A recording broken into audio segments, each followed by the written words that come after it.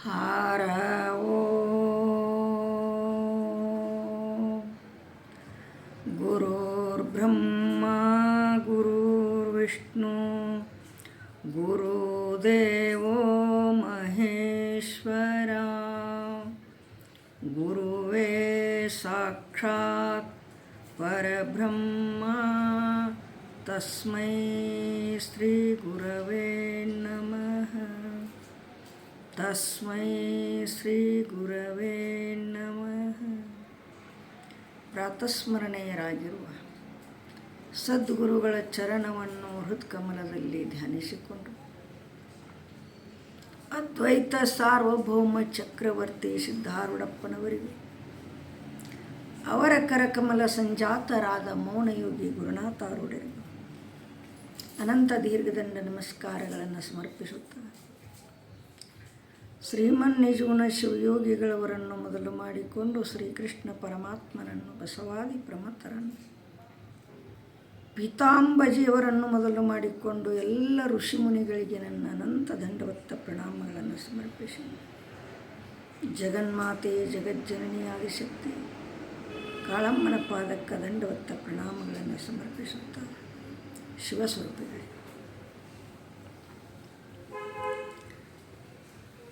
ಇಲ್ಲಿ ವಿಚಾರ ಚಂದ್ರೋದಯ ಅನ್ನತಕ್ಕಂಥ ಗ್ರಂಥವನ್ನು ಪೀತಾಂಬಜಿಯವರು ಮಾನವನಿಗೆ ಮನಮುಟ್ಟುವಂತೆ ಬಹು ಸುಂದರವಾಗಿ ಅವಕ್ಕೆ ಲಕ್ಷಣ ವ್ಯಾಖ್ಯಾನವನ್ನು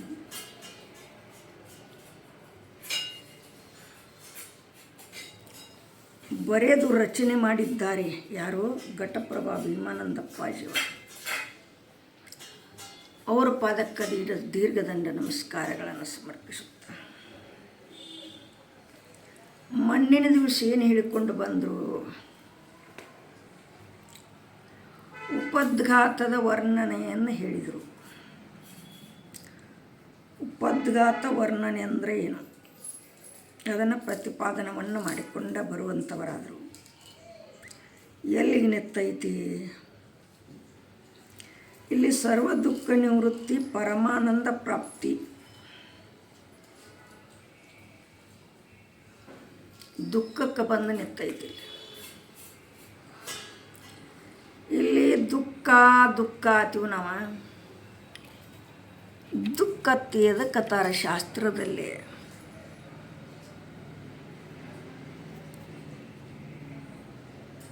ಕೇಳಿದರ ಪುಣ್ಯಾತ್ಮರೇ, ಶಾಸ್ತ್ರದಲ್ಲಿ ದುಃಖ ಎದಕ್ಕೆ ಹೇಳ್ತಾರಂದ್ರೆ ಅಜ್ಞಾನ ಸಹಿತವಾಗಿ ಜನನ ಮರಣಾದಿಗಳಿಗೆ ದುಃಖವೆಂದು ಹೇಳುತ್ತಾರೆ. ಅಜ್ಞಾನದಿಂದ ಹುಟ್ಟುದಕ್ಕೆ ಸಾಯುವುದಕ್ಕನ ದುಃಖ ಹೇಳ್ಯಾರಿಲ್ಲ.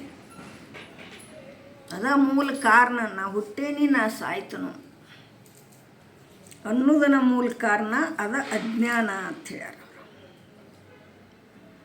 ಅಜ್ಞಾನದಿಂದನೇ ನಾ ಹುಟ್ಟುತ್ತನು, ಅಜ್ಞಾನದಿಂದ ನಾ ಸಾಯ್ತನು. ಅಜ್ಞಾನ ಅಂದರೆ ಏನ್ರಿ? ಜನನ ಅಜ್ಞಾನ ಸಹಿತ ಜನನ ಮರಣಾದಿಗಳಿಗೆ ದುಃಖ ಅಂತ ಹೇಳ್ತಾರೆ. ಅಜ್ಞಾನ ಸಹಿತವಾಗಿ ಜನನ ಮರಣಾದಿಗಳಿಗೆ ದುಃಖ.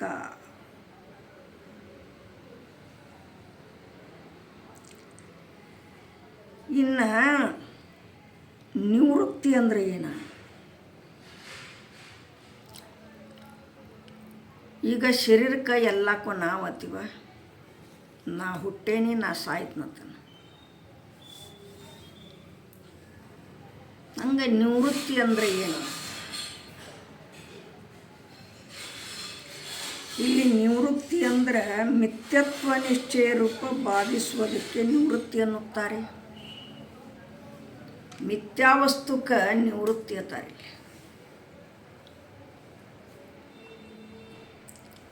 ಈ ಶರೀರ ಹಿಡ್ಕೊಂಡು ಜಗತ್ತೆಲ್ಲ ಮಿಥ್ಯ ಆಯ್ತು. ಸತ್ಯ ಕಾಣ್ತೈತ್ರಿ ಅಲ್ರಿ ಅಂದ್ರೆ ಸತ್ಯದಂಗೆ ಕಾಣಿಸ್ತೈತೆ, ಆದರೆ ಮಿಥ್ಯ ಆಯ್ತು. ಅದಕ್ಕೆ ಇಲ್ಲೇ ಮಿಥ್ಯ ಅಂತ ಹೇಳಿದ್ರು. ಇದು ಶರೀರ ಕಾಣಿಸ್ತತೆ, ಒಂದು ಮರಿ ಆಕ್ಕತಿ, ಇದು ಮಿಥ್ಯಾನ ಐತಿ. ಅದಕ್ಕೆ ಮಿಥ್ಯತ್ವ ನಿಶ್ಚಯ ರೂಪ ಬಾಧಿಸುವುದಕ್ಕೆ ನಿವೃತ್ತಿ ಅನ್ನುತ್ತಾರೆ.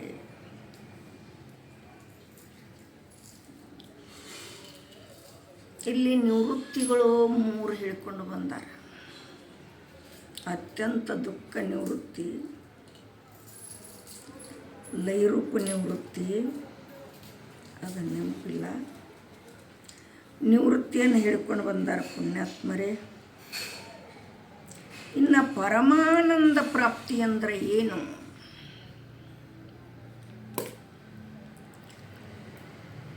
ಪರಮ ಆನಂದ ಪ್ರಾಪ್ತಿ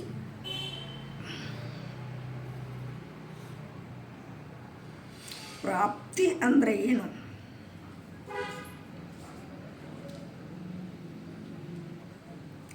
ಪರಮ ಪ್ರಯೋಜನಕ್ಕೆ ವಿಷಯವಾದದ್ದೇ ಪರಮಾನಂದವೆನಿಸುತ್ತದೆ.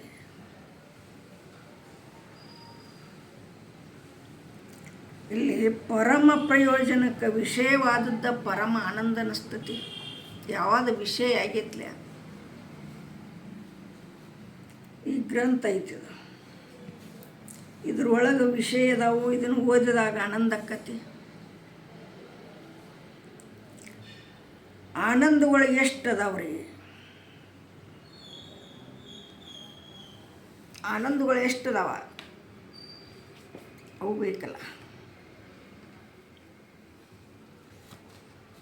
ಆನಂದಗಳು ಎಷ್ಟು ಅದಾವ ಅಂದ್ರೆ, ವಿಷಯಾನಂದ, ಬ್ರಹ್ಮಾನಂದ, ವಾಸನಾನಂದ, ಮುಖ್ಯ ಆನಂದ. ಆನಂದಗಳು ಇವು ಅಜ್ಞಾನಿಗಳಿಗೂ. ಈ ಆನಂದಗಳು ಅಜ್ಞಾನಿಗೂ 4 ಆನಂದ. ಇನ್ನು ಜ್ಞಾನಿಗೆ ಯಾವುದಾವ್ರಿ? ಯೋಗ ಆನಂದ, ನಿತ್ಯ ಆನಂದ, ಅದ್ವೈತಾನಂದ, ವಿದ್ಯಾನಂದ, 4 ಅದಾವ್ರಿ ಇಲ್ಲಿ. ಇವು ಜ್ಞಾನಿಗಳಿಗೆ 4 ಆನಂದ. 4 ಆನಂದ ಏನತಿ? ಅಜ್ಞಾನಿ. ಅದಕ್ಕೆ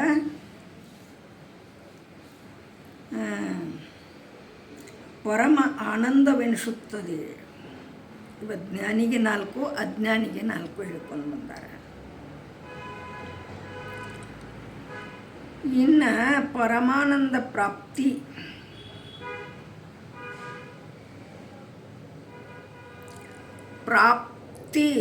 ಅಂದರೆ ಏನ?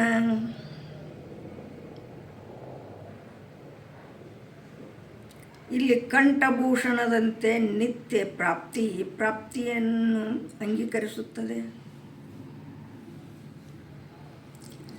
ಕಂಠಭೂಷಣ ನ್ಯಾಯದಂತೆ. ನೋಡ್ರಿ, ಒಬ್ಬಕ್ಕೆ ಹೆಣ್ಮಗಳು ಸ್ನಾನ ಮಾಡೋ ಸಂದರ್ಭದಲ್ಲಿ ಎಲ್ಲ ಹೆಣ್ಮಕ್ಳು ಪ್ರತಿಯೊಬ್ಬರು ಏನು ಮಾಡ್ತಾರಂದ್ರೆ, ಮಂಗಳಸೂತ್ರ ಕಿವಿಗೆ ಹಾಕೋತಾರೆ. ಯಾವ ದೊಡ್ಡ ಇದ್ದು ತೆಗಿತಾರೆ, ತೆಗೆದಿಡ್ತಾರೆ. ಅವು ಲಘು ಗೋಣಿಗೆ ಬರ್ಲಿಕ್ಕಂತಪ್ಪ ಅಂದ್ರೆ ಅಲ್ಲೇ ಕಿವಿಗಡ್ಗೆ ಹಾಕ್ಕೊಂಡು ಸ್ನಾನ ಮಾಡ್ತಾರೆ. ಇಲ್ಲೊಬ್ಬಕ್ಕೆ ಹೆಣ್ಮಗಳು ಏನು ಮಾಡಿದ್ಲು ಅಂದ್ರೆ, ಸ್ನಾನ ಮಾಡಿದ್ಲು, ಹೋಗಿ ಕನ್ನಡಿ ಮುಂದೆ ನಿಂದ್ರೂ ಸಹಜ. ಹೆಣ್ಮಕ್ಳ ಅನ್ಕ ಅದ್ರಾಗ ಹೆಚ್ಚು ನಾ ಚಂದ ಅದನೋ ಇಲ್ಲೋ, ಚಂದ ಕಾಣ್ತನೋ ಇಲ್ಲೋ, ನಾ ಹರಿದಕ್ಕೆದನೋ ಮುದಿಕ್ಕೆದನೋ. ಹೆಣ್ಮಕ್ಳು ಭಾಳ ದಿನ ಹರೇನ ಇರ್ಬೇಕನ್ನಿಸ್ತತಿ ಮನುಷ್ಯಗೆ, ಬಾಲ್ಯ ಅವಸ್ಥಾನ ಇರ್ಬೇಕನ್ನಿಸ್ತತಿ. ಅಂದರೆ ಚಂದ ಅನ್ನಿಸ್ತತ್ಲೆ ಅವಾಗ.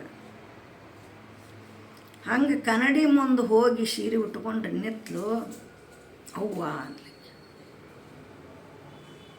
ಅವ್ವ ಅಂದರೆ ಚೈನಾ ಹಾಕ್ಕೊಂಡಿದ್ನಿ, ಸ್ನಾನ ಮಾಡಿನಿ, ಎಲ್ಲಿ ಬಿತ್ತು ಎಲ್ಲಿ ಹೋತು. ಹೊರಗೆ ಹೋಗಿದ್ನಿ, ಅಲ್ಲಿ ನೋಡಿ ಬನ್ನಿ, ಒಳಗೂ ನೋಡಿನಿ, ಎಲ್ಲಿಯೂ ಇಟ್ಟೇ ಇಲ್ಲ. ಹೆಂಗೆ ಮಾಡಲಿ? ಗಾಬರಿ ಆದಳ್ರಿ ಆಕೆ ಮನುಷ್ಯಾಳ. ಹೆಣ್ಮಗಳು ಗಾಬರಿಯಾಗಿ ಅತ್ತ ಇತ್ತ ಹುಡುಕ್ಯಾಡಕತ್ತಿದ್ಲು. ಗಪ್ಪ ಅಂದ್ಲಕ್ಕೆ.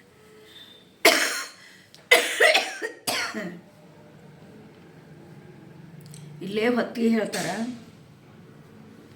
ನಮ್ಮ ಮನೆ ಅಂತೆಲ್ಲನ ಅದಾರ ಅವರು. ಅವ್ರ ಹತ್ತೇಲಿ ಹೋಗಿ ಕೇಳಿ ಬಂದ್ರೆ ಗೊತ್ತಾಕತಿ. 4 ರೊಕ್ಕ ತೊಗೊಂಡ್ಲಕ್ಕಿ. ಜ್ಯೋತಿಷ್ಗಾರ ಹಂಗೆ ಹೇಳಂಗಿಲ್ಲ ರೀ. ಮೊದಲು ದುಡ್ಡಿಟ್ಟಾಗಣ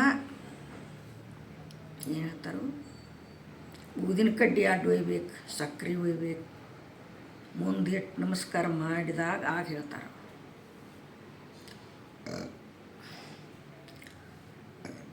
ಬರ ಹೋದ್ಲು. 4 ರೊಕ್ಕ, ಸಕ್ರೆ, ಊದಿನ ಕಡ್ಡಿ ಇಟ್ಲು, ನಮಸ್ಕಾರ ಮಾಡಿದ್ಲು. ನಂದೊಂದು ಚೈನ್ ಕಳೆದತ್ರಿ. ಅದು ಎಲ್ಲಿ ಐತಿ, ಸಿಗುತ್ತೋ ಇಲ್ಲೋ ಹೇಳ್ರಿ ಅಂದ್ಲಕ್ಕೆ. ಗೊತ್ತಿತ್ತು ಅವರಿಗೆ. ಅತ್ತ ಇತ್ತ ಅದನ್ನು ಹೊತ್ತಿಗೆಯನ್ನು ತೆಗೆದು ನೋಡ್ರು. ತಂಗಿ, ನಿನ್ನ ಹಂತೇಲೆ ಆಯ್ತದ. ನೀ ಹೋಗಿ ಕನ್ನಡಿ ಒಳಗೆ ನೋಡಿಕೊಂಡೆ ಅಂದ್ರೆ ನಿನಗೆ ಸಿಗ್ತೈತಿ. ಇದೊಂದು ಭಾಳ ಚಲೋ ಆಯ್ತು ಹೂವು ಅಂದ್ಲಕ್ಕೆ. ಸಿಗತೈತಿ ಅಂದ್ರೆ ಭಾಳ ಚಲೋ ಆತು ಅಂದ್ಲಕ್ಕೆ. ಸಿಗಾಕೇನು ಕಳ್ದತ್ತನ್ನದ ಇಲ್ಲ. ಸ್ನಾನ ಮಾಡೋ ಸಂದರ್ಭದಲ್ಲಿ ಕಿವಿಗಡ್ಡಿಗೆ ಹಾಕ್ಕೊಂಡಿದ್ಲಕ್ಕೆ. ಸರಗ ತೆಗೆದು ನೋಡ್ಕೋತಾಳೆ. ಅವ್ವ ಇಲ್ಲೇ ಐತ್ಲೆ ಅಂದ್ಲಕ್ಕೆ. ಕಳೆದಲ್ಲಿದ ಇಲ್ಲೇ ಐತೆ ಅಂದ್ಲಕ್ಕೆ. ಭಾಳ ಚಲೋ ಆತು ಅಂದ್ಲಕ್ಕೆ. ಹಂಗೆ ನಾವೇನು ಮಾಡಿದೀವಿ ಅಂದ್ರೆ ಪರಮಾತ್ಮನ ಹೊರಗೆ ಹುಡುಕ್ಯಾಡಕತ್ತೀವಿ. ನಮ್ಮ ಹಂತೇಲಿ ಇಟ್ಕೊಂಡು ಪರಮಾತ್ಮನನ್ನು ಹೊರಗೆ ಹುಡುಕ್ಯಾಡಕತ್ತಿದ್ವಿ. ಅಲ್ಲಿ ಶ್ರೀಶೈಲದಾಗದಾನ, ಪಂಢರಪುರದಾಗದಾನ, ಕಾಶಿ ಒಳಗದಾನ, ಅಲ್ಲಿದಾನ ದೇವರು. ನಮ್ಮದು ಇದ ಭ್ರಮೆ ಐತಿ ಹೊರತಾಗಿ ಪರೋಕ್ಷ ಜ್ಞಾನದ ಭ್ರಮೆನ ಐತಿ. ಖರೆ ಅಪರೋಕ್ಷ ಜ್ಞಾನ ನಾವು ಮಾಡಿಕೊಂಡಿಲ್ಲ ಯಾರು. ಅಪರೋಕ್ಷ ಬ್ರಹ್ಮ ಜ್ಞಾನ ಆತಂದ್ರೆ ನಾನು ಸಚ್ಚಿದಾನಂದ ಸ್ವರೂಪದನಂಥೇಳಿ ನಿಶ್ಚಯ ಆತಂದ್ರೆ ಆ ಮನುಷ್ಯ ಎಲ್ಲಿ ಹೋಗೋದಿಲ್ಲ ಹುಡುಕ್ಯಾಡಕ. ಪರಮಾತ್ಮ ಒಟ್ಟ ಒಬ್ಬದಾನಂಥೇಳಿ ಅಂದಾರಲ್ಲ, ಎಲ್ಲಿದಾನ? ಗುಡಿಯಾಗದಾನ. ಹನುಮಂತೇವ್ರ ಗುಡಿಯಾಗದಾನ, ಕಲ್ಲಪ್ಪನ ಗುಡಿಯಾಗದಾನ. ಇಲ್ಲಿ ನಾವದೀವಿ ಅನ್ನೋದು ನಮಗೆ ಗುರುತಿಲ್ಲ. ಯಾಕಂತ ಬಲ್ಲಿದ ಗುರುಗಳು ಯಾರೂ ಸಿಕ್ಕಿಲ್ಲ. ನೀನ ಪರಮಾತ್ಮ ಅದಿ ಅಂಥೇಳಿ ಹೇಳಾಕ ಬಲ್ಲಿದ ಗುರು ಸಿಕ್ಕಿಲ್ಲ. ಅದಕ್ಕೆ ಶ್ರೋತ್ರಿಯ ಬ್ರಹ್ಮನಿಷ್ಠ ಸದ್ಗುರು ಬೇಕಾಗ್ತಾರೆ, ಪುಣ್ಯಾತ್ಮರೇ. ಹಂಗೆ ನಾವು ವಿವೇಕ, ವೈರಾಗ್ಯ, ಸಮಾಧಿ, ಷಡ್ ಸಂಪತ್ತಿ, ಮುಮುಕ್ಷತ್ವಾದಿ ನಾಲ್ಕನೇ ರೊಕ್ಕಿದ್ದಂಗಿದು. ಇಷ್ಟು ತಗೊಂಡು ಸದ್ಗುರುನಾಥನಂತೇಳಿ ನಾವು ಹಾದಿವಪ್ಪ ಅಂತಂದ್ರೆ ಕುತರ್ಕರಹಿತ, ಮಲವಿಕ್ಷೇಪ ದೋಷರಹಿತ, ಅಜ್ಞಾನ ಸಹಿತ, ಸಾಧನ ಚತುಷ್ಟಿ ಸಂಪನ್ನನಾದವನೇ ಅಧಿಕಾರಿ ಅಂದಾಗಲಿ. ಅಧಿಕಾರಿಯಾಗಿ ಆ ಸದ್ಗುರುನಾಥನಂತೇಳಿ ಹೋದೆವಪ್ಪ ಅಂದ್ರೆ ಆ ಸದ್ಗುರುನಾಥ ನೀನು ಪರಮಾತ್ಮನಿದ್ದೀಪ, ಹೊರಗೆ ಹುಡುಕ್ಯಾಡಕ್ಕೆ ಹೋಗಬೇಡ. ನಿನ್ನ ಬಿಟ್ಟರೆ ದೇವರಿಲ್ಲ, ಮಣ್ಣು ಬಿಟ್ಟರೆ ಮಡಿಕಿಲ್ಲ. ಆ ಗುರುನಾಥ ಏನು ಮಾಡ್ತಾನೆ? ನೀನ ಪರಮಾತ್ಮ ಅದಿ ಅಂಥೇಳಿ ನಿನಗೆ ಉಪದೇಶವನ್ನು ಮಾಡ್ತಾನೆ, ಪುಣ್ಯಾತ್ಮರೇ. ಅದಕ್ಕೆ ಇಲ್ಲಿ ಏನು ಹೇಳಿದ್ರು ಅಂದ್ರೆ, ಅದಕ್ಕೆ ಕಂಠಭೂಷಣ ನ್ಯಾಯದಂತೆ ನಿತ್ಯ ಪ್ರಾಪ್ತಿಯನ್ನು ಅಂಗೀಕರಿಸುತ್ತದೆ ಅಂತ ತಿಳ್ಕೊಂಬಂದ್ರೆ. ಹೇಳಕ್ಕೆ ಕಾರಣ ಏನಂದ್ರೆ, ನೀನ ಪರಮಾತ್ಮದ ನಿಶ್ಚಯ ಆಗಬೇಕದ. ಒಂದು ದಿವಸದ 2 ದಿವಸದಾಗ ಅದು ಆಗೋದೂ ಅಲ್ಲ. ನಿನ್ನೆ ಹೇಳ್ಯಾರ 12 ವರ್ಷ ಸೇವೆ ಮಾಡಬೇಕು. ಎತ್ತಾಗಿ ತೊತ್ತಾಗಿ ಇತ್ತಲಗಿಡವಾಗಿ ಗುರುವಿನ ಕೆರವಾಗಿ ಗುರುವಿನ ಹಂತೇಲಿ ಇರುವುದು ಸರ್ವಜ್ಞ ಅಂತ ಹೇಳ್ಯಾರ. ಅವ ಸರ್ವಜ್ಞ ಹಂಗೆ ಆಗಿಲ್ರಿ. ಅವ ಸರ್ವಜ್ಞ ಅನಿಸ್ಕೋಬೇಕಾದ್ರೆ ಅವು ಸರ್ವತ್ರಲ್ಲಿ ಒಂದೊಂದು ನುಡಿ ಕಲಿತ ಸರ್ವಜ್ಞ ಆದವ. ಗರ್ವದಿಂದ ಆಗಿಲ್ಲವ. ನಾವೆರಡು 4 ಮಾತು ಬಂದು ಅಂದ್ರೆ ನಮಗೆ ಗರ್ವ ಭಾಳ ಬರ್ತೈತಿ. ಸರ್ವಜ್ಞ ಸರ್ವತ್ರಲ್ಲಿ ಒಂದೊಂದು ನುಡಿ ಕಲಿತ ವಿದ್ಯಾಪರ್ವತ ಅದ. ಇದು ಸರ್ವಜ್ಞನ ವಚನ್ರಿ. ಇದು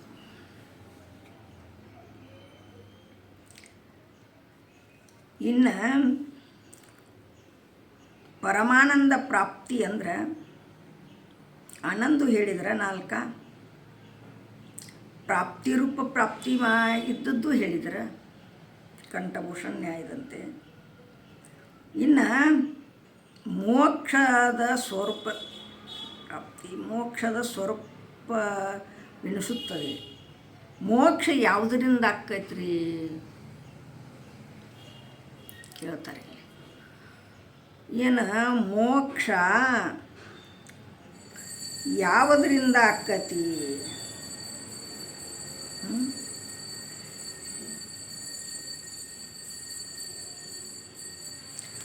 ಕರ್ತೃತ್ವ ಭೋಕ್ತೃತ್ವ ಅನ್ಯತಾ ಭಾವರಹಿತನಾಗಿ ಸ್ವಸ್ವರೂಪ ಸ್ಥಿತಿಯಿಂದಿರೋದಕ್ಕೆ ಮೋಕ್ಷ ಅಂತ ಹೇಳ್ಕೊಂಡು ಬಂದರು.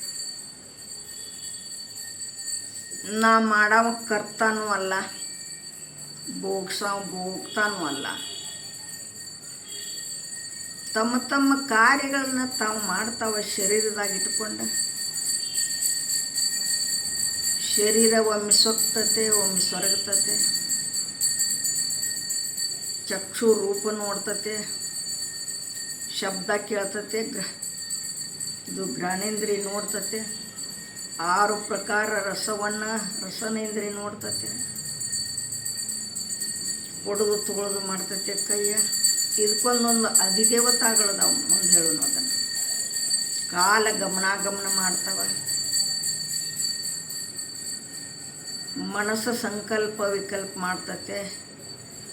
ಬುದ್ಧಿ ನಿಶ್ಚಯ ಮಾಡ್ತತೆ. ತಮ್ಮ ತಮ್ಮ ಕ್ರಿಯೆಗಳನ್ನು ತಾವು ಮಾಡ್ತಾವ. ನಾ ಹೆಂಗದನಂದ್ರೆ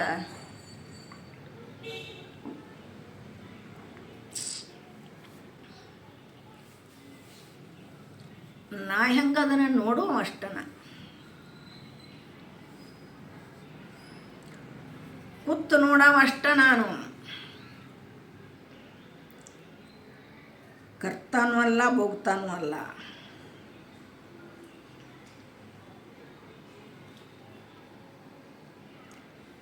ಎಷ್ಟೋ ಬಹಿರ್ಮುಖ ಪುರುಷರು ಸ್ವರ್ಗ, ವೈಕುಂಠ, ಭೂಲೋಕ, ಬ್ರಹ್ಮಲೋಕ ಪ್ರಾಪ್ತಿ ಮೋಕ್ಷವೆಂದು ತಿಳಿತಾರೆ. ಹಿಂಗೆ ತಿಳಿಯುವುದು ವೇದ ವಿರುದ್ಧ ಆಕ್ಕತ್ತದ. ಕೆಲವೊಂದು ಮಂದಿ ಏನಂತಾರೆ, ಸತ್ತಗಡೆ ಮೋಕ್ಷ ಆಯ್ತಪ್ಪ.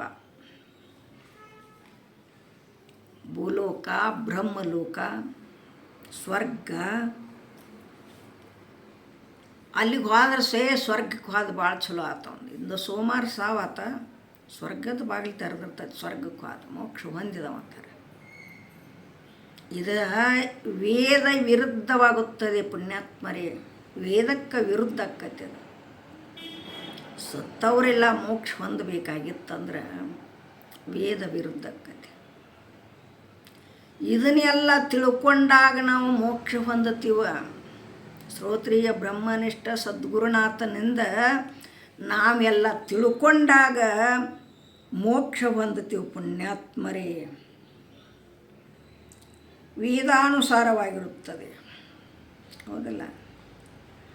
ಮೋಕ್ಷ ಮೋಕ್ಷ ಯಾವುದರಿಂದ ಆಕ್ಕತಿ ಅಂದ್ರೆ ಮೋಕ್ಷ ಬ್ರಹ್ಮಜ್ಞಾನದಿಂದ ಆಕ್ಕತಿ ಅಂತ ತಿಳ್ಕೊಂಡು ಬಂದಾರೆ. ಮೋಕ್ಷ ಅದರಿಂದ ಆಕ್ಕತ್ರಿಪ್ಪ ಅಂತಂದ್ರೆ ಬ್ರಹ್ಮಜ್ಞಾನದಿಂದ ಆಕ್ಕತಿ. ಬ್ರಹ್ಮಜ್ಞಾನದ ವಿನಃ ಮೋಕ್ಷ ಆಗುವುದಿಲ್ಲ ಅಂತ ಹೇಳ್ಕೊಂಡು ಬಂದಾರೆ ಪುಣ್ಯಾತ್ಮರೇ. ಮುಂದಿಂದು ನಾಳೆಗೆ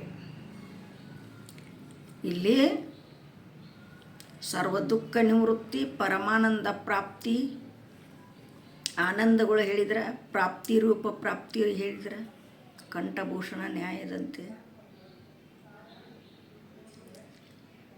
ಈ 2 ಪುಷ್ಪಗಳನ್ನು ಸದ್ಗುರುನಾಥನ ಪಾದದ ಮೇಲಿಟ್ಟು ಮುಗಿಸ್ತಾ ಇದ್ದೇನೆ. ತತ್ಸತ್ಪರ ಬ್ರಹ್ಮಣೇ ನಮಃ. ಹರಿ ಓಂ.